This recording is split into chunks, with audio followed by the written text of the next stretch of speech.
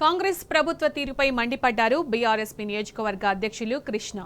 BRS ప్రభుత్వంలో అద్భుతంగా ఉన్న గురుకులాలు రేవంత్ నిర్లక్ష్యం కారణంగా మస్కబారుతున్నాయని చెప్పారు.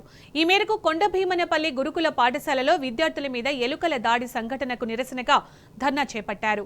గురుకుల విద్యార్థులు ఎలుకలు కరిచి ఆసుపత్రుల పాలవుతుంటే ప్రభుత్వం ఏం చేస్తుందని ప్రశ్నించారు. బీసీ గురుకులలో 13 మంది విద్యార్థులకు ఎలుకలు కరవడం జరిగింది.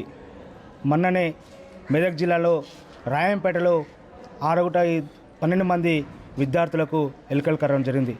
ఈ ప్రభుత్వం వచ్చిన తర్వాత దాదాపు 8 నెలల్లో దాదాపు 500 మంది విద్యార్థులకు అస్వస్థ గురికావడం జరిగింది, హాస్పిటల్ పాల్కావడం జరిగింది.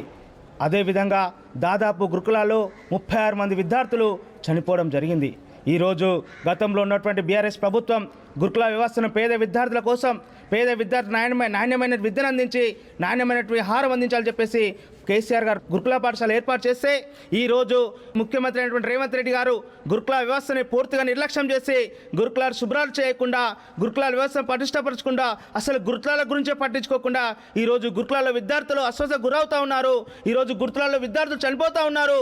అయినా కానీ ఈరోజు ముఖ్యమంత్రి రేవంత్ రెడ్డి మాత్రం నిమ్మకు నీరెత్తి వ్యవహరిస్తూ ఉన్నారు.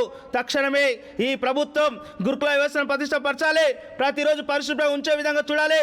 అదేవిధంగా నాణ్యమైన భోజనం అందించే విధంగా చర్యలు తీసుకొని పేద విద్యార్థులు న్యాయం చేయాలని చెప్పేసి కూడా ఈరోజు బీఆర్ఎస్ తరఫున డిమాండ్ చేస్తూ ఉన్నాం.